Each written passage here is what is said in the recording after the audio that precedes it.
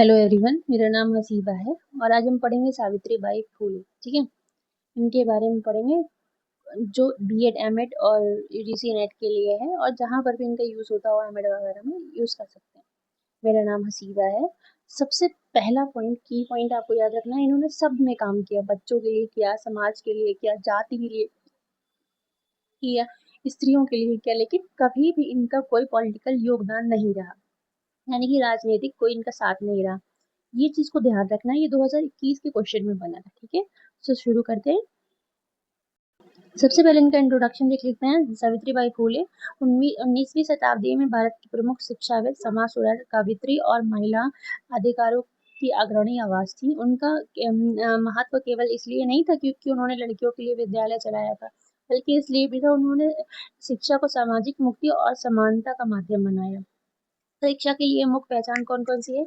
सावित्रीबाई फुले महिला शिक्षा, सामाजिक समानता, जाति विरोध, स्त्री मुक्ति, वैकल्पिक शिक्षा, ये सब पे उन्होंने ध्यान दिया। ठीक है, उनका जीवन परिचय 3 मई 1831 में हुआ था जन्म। नए गांव सतारा कहते हैं महाराष्ट्र में। पति का नाम ज्योति राव गोविंद राव फुले था और प्रमुख कार्य क्षेत्र थे शिक्षा, महिला शिक्षा, अधिकार, जाति विरोध, सामाजिक सुधार। मृत्यु 10 मार्च 1897 में। मृत्यु का कारण जो है प्लेग रोगियों की सेवा के दौरान संक्रमण।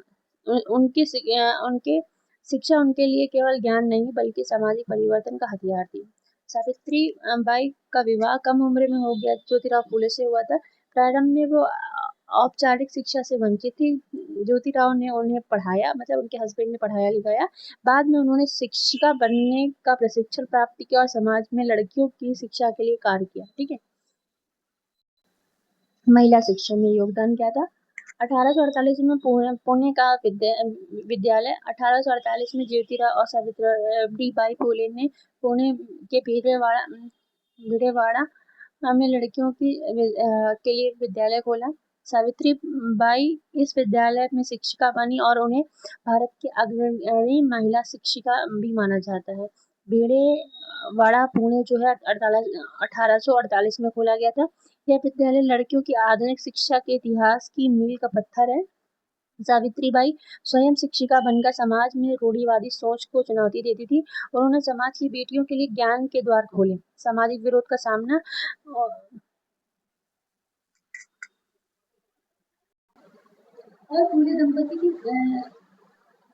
फूले दंपति की शिक्षा दृष्टि क्या थी? सावित्री बाई के लिए शिक्षा का अर्थ केवल लिटरेसी नहीं था। उनका मानना था कि उनकी शिक्षा दृष्टि में शामिल थे शिक्षा, जागरूकता, आत्मसम्मान, समानता, मुक्ति।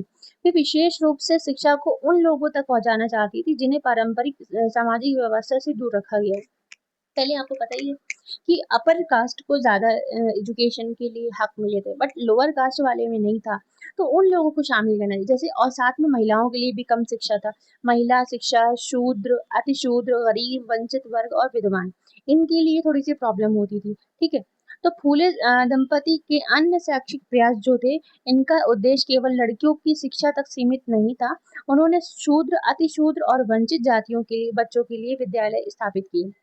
आगे चलकर रात्रि विद्यालय, ताकि जो लोग बड़े हो चुके हैं अब नहीं पढ़ पाए तो उनके लिए नाइट स्कूल्स खोले थे। ठीक है, ताकि वो सवाल यहाँ से नहीं बनता, सवाल ये बनता है कि जैसे पुणे विद्यालय में उन्होंने कब खोला, तो ये डेट याद रखिएगा। ठीक है, फुले दंपति की शिक्षा दृष्टि समावेशी, समानतावादी और मुक्ति केंद्रित थी। मतलब सारी की सारी जो सोसाइटी है एक साथ प्रोग्रेस कर सके, वो ऐसा सोचते थे। ठीक,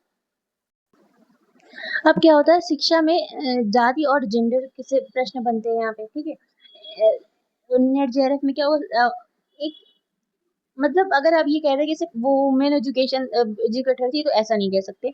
उनकी शिक्षा परियोजना दो प्रमुख असमानताएं आपस में जुड़ी हैं। ठीक है, से पहले जेंडर इनइक्वालिटी, महिलाओं को शिक्षा से वंचित रखना, ये वो उस जमाने में था। ठीक है, लोग उस जमाने में औरतों को एजुकेशन से दूर रखते थे। कास्ट इनइक्वालिटी, और जो नीचे जात के लोग थे उनको एजुकेशन नहीं मिल रहा था, इसलिए उन्होंने उसको भी अपना हथियार बनाया। इसीलिए इनका आंदोलन इंटरसेक्शनल सोशल रिफॉर्म की प्रारंभिक भारतीय अभिव्यक्तियों को समझाया जा सकता है, तो सबके लिए है। इनकी विशेषता क्या है? स्त्री और जाति दोनों के विरुद्ध उन्होंने संघर्ष किया। शिक्षा को मुक्ति, समानता और आत्मसम्मान का साधन बनाया। जो इंसान पढ़ा लिखा होगा वो ये सब चीजें नहीं करता, ठीक है। शूद्र, अतिशूद्र, महिला, गरीब और वंचित समुदायों के लिए विद्यालय स्थापित किया। पढ़ाई एक ऐसी चीज है जो आपकी सोच बदल सकती है, तो आप ये यहाँ से मान लीजिए, ठीक है। शिक्षा, जागरूकता, आत्मसम्मान, समानता, मुक्ति। जो पढ़ा लिखा होगा, असल पढ़ाई लिखाई तो तभी होती है ना कि जब आप सामने वाले को क्या कहते हैं, बराबर समझे। डजंट मैटर वो कौन है, कहाँ से आता है। और यह दृष्टि आधुनिक सामाजिक न्याय और समावेशी शिक्षा की आधारशिला है। जो आजकल हम इक्वल एजुकेशन की बात करते हैं वो बहुत जमाने पहले बात कर चुकी थी। सावित्रीबाई फुले ने शिक्षा को विशेष अधिकार नहीं बल्कि सभी का अधिकार बनाया। नॉर्मल सी बात है, कोई विशेष अधिकार नहीं है। तो आप जो कुछ नया करने जाएंगे तो आपका विरोध होगा। सामाजिक विरोध हुआ। सावित्रीबाई फुले को विद्यालय जाते समय लोग सामाजिक विरोध करते और अपना अपमान करते थे। उन्हें किन किन प्रकार के विरोध का सामना करना पड़े? रास्ते में लोग कीचड़ फेंक देते थे, गालियां देते थे। समाज के लोग जो थे विद्यालयों के लिए अपना सख्त विरोध करते थे। लड़कियों और निम्न जातियों के लिए को पढ़ाना समाज विरुद्ध कहा जाता था। मतलब इतनी कोशिश करने के बाद ऐसी नॉर्मल सी बात है, कोई चीज चली आ रही है उसको अगर आप अचानक से चेंज करना चाहेंगे तो लोग जो पुराने लोग हैं वो इतनी जल्दी आसानी से चेंज नहीं करने देते। तो वही उनका साहस और दृढ़ संकल्प, हर अपमान और कठिनाई के बावजूद अपने कार्य के पीछे नहीं हटी। वे अपने साथ एक अतिरिक्त साड़ी लेकर जाती थी ताकि विद्यालय पहुंचकर जो उन लोगों ने उनके ऊपर गंदगी फेंकी वो साफ कर सके। उन्होंने कहा था यदि हम नहीं पढ़ेंगे तो कौन पढ़ाएगा। उनका ये संघर्ष आने वाली पीढ़ियों के लिए प्रेरणा बन गया। उस वक्त अगर इन्होंने एजुकेशन की बात नहीं करी होती तो आज हमको इनको सिलेबस में थोड़ी ना पढ़ रहे होते। तो यही था, विरोध से उनके कदम कभी नहीं रुके और बल्कि उन्होंने संकल्प और मजबूत किया। संदेश क्या है? सामाजिक परिवर्तन का रास्ता आसान नहीं होता, लेकिन साहस, धैर्य और दृढ़ संकल्प से ही बदलाव संभव है। आज पे भी है। अगर किसी की बैकग्राउंड में कोई बच्चा है, एग्जाम्पल के तौर पे कुछ लड़कियां हैं अलग से बहुत ज्यादा पढ़ने लगी, तो तभी उसका विरोध होता है। जब आज छोटे से लेवल में इतना विरोध होता है तो उस जमाने में तो बहुत ही विरोध, क्योंकि लोग बहुत कम पढ़े लिखे होते थे। अब तो बहुत अच्छे खासे पढ़े तब भी लोग विरोध करते हैं कि लड़कियां पढ़ेंगी नहीं, चीजें करते हैं। सिर्फ लड़कियों के साथ नहीं, इवन लड़कों के साथ भी होता है, ऐसा नहीं है। हर आदमी का कोई ना कोई साथी होता है। तो इनकी साथी जो थी फातिमा शेख और सावित्री बाई, दोनों मतलब साथ में काम करती थी। तो महिला शिक्षा आंदोलन को दी प्रेरक सहयोगी जो थी वो फातिमा शेख थी। ये पहली मुस्लिम शिक्षिका मानी जाती है। फातिमा शेख ने सावित्री बाई और ज्योतिराव फूले के साथ मिलकर लड़कियों को शिक्षा दी और महत्वपूर्ण योगदान दिया। वे स्वयं भी शिक्षिका थी और भेड़ेवाड़ा में विद्यालय में पढ़ाती थी, ठीक है। अब सावित्री बाई फुले भारत की अग्रणी महिला शिक्षिका और समाज सुधारक मानी जाती है।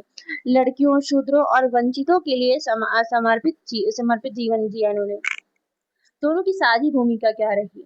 सामाजिक रूढ़िवादी और का विरोध करते हुए स्त्री शिक्षा का बीड़ा उठाया। उस समय जब महिलाओं को घर से बाहर निकलना भी कठिन था, तब उन्होंने विद्यालय चलाकर कई नई परंपराएं स्थापित करी। फूले दंपति को फातिमा शेख के परिवार उस्मान शेख से भी सहयोग मिला।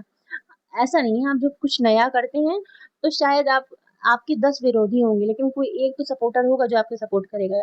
तो हर आदमी का कोई ना कोई सपोर्ट करने वाला मिल जाता है। फातिमा शेख और सावित्रीबाई फुले की मित्रता और सहयोग ने महिला शिक्षा आंदोलन की नई दिशा दी और समाज में परिवर्तन की मजबूत नींव रखी। ये समझने वाली बात है, ठीक है। सिर्फ लड़कियों के लिए नहीं, उन्होंने लड़कियों के लिए अनेक विद्यालय, फुले दंपति ने केवल एक विद्यालय तक अपना कार्य सीमित नहीं रखा, उन्होंने लड़कियों की शिक्षा के लिए अनेक विद्यालय खोले। 1851 तक पुणे में उनके द्वारा संचालित 3 लड़कियों के विद्यालय खोल दिए गए। भेड़ेवाड़ा जो था वो प्रारंभिक विद्यालय माना गया। भेड़ेवाड़ा स्कूल 1848 ईस्वी में वो पहला विद्यालय था जहाँ सावित्रीबाई स्वयं शिक्षिका के रूप में काम करती थी। रस्ते पेठ स्कूल 1849 में ये विद्यालय भी लड़कियों की शिक्षा के लिए फुले दंपति द्वारा चलाया गया था। और नवी पंथ स्कूल 1851 में तीसरा विद्यालय था जिसके अधिक से अधिक लड़कियों को शिक्षा मिल सके, ठीक है। इसके साथ इससे क्या स्पष्ट होता है कि यह उनको कोई आइसोलेशन एक्सपेरिमेंट नहीं था।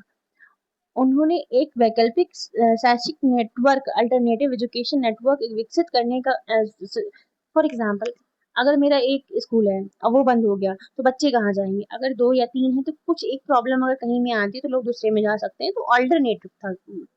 उनका उद्देश्य था कि अधिक से अधिक लड़कियों की शिक्षा पहुँचना, चाहे समाज कितना भी विरोध करे, कोई कितना भी विरोध करे। मुझे लगता है अगर आपकी कोई गट फीलिंग कहती है कि कुछ करना है तो करते रहो, विरोध तो चलता रहेगा। फुले दंपति का यह प्रयास भारत की महिला शिक्षा आंदोलन की मजबूत नींव बनी और आगे चलकर अनेक सामाजिक सुधारों का मार्ग प्रशस्त किया। फॉर एग्जाम्पल, अगर आप पहली लड़की या पहला लड़का है अपने फैमिली से निकल के पढ़ाई कर रहे हैं, तो नॉर्मल सी बात है, एक आपने बेस तैयार कर दिया। अब आगे आने वाली पीढ़ियां जो हैं तो कम से कम उनको जितना आपने पढ़ा उतना तो नॉलेज होगी, वो आगे और पढ़ सकते हैं। सेम टू सेम उनके साथ भी हुआ। उन्होंने क्या किया, हमारी सोसाइटी को ना एक लड़कियों की एजुकेशन के लिए बेस दिया। अब उसी के थ्रू हम लोग आगे क्या कहते हैं अपनी चीजें बढ़ाते हैं। सो थैंक यू सो मच। अगर आपको मेरी वीडियो अच्छी लगती है तो आप लाइक कर सकते हैं, एंड इसके बाद नेक्स्ट पार्ट भी होगा और मैं आपको ये भी बताऊंगी कैसे सवाल बनते हैं इसमें। ठीक है, बहुत आसान है, बट ध्यान से आप पढ़ते टाइम अगर ध्यान में रखेंगे ना कैसे हो सकता है, तो आप बहुत आसानी से काम कर सकेंगे। So thank you so much. Bye bye.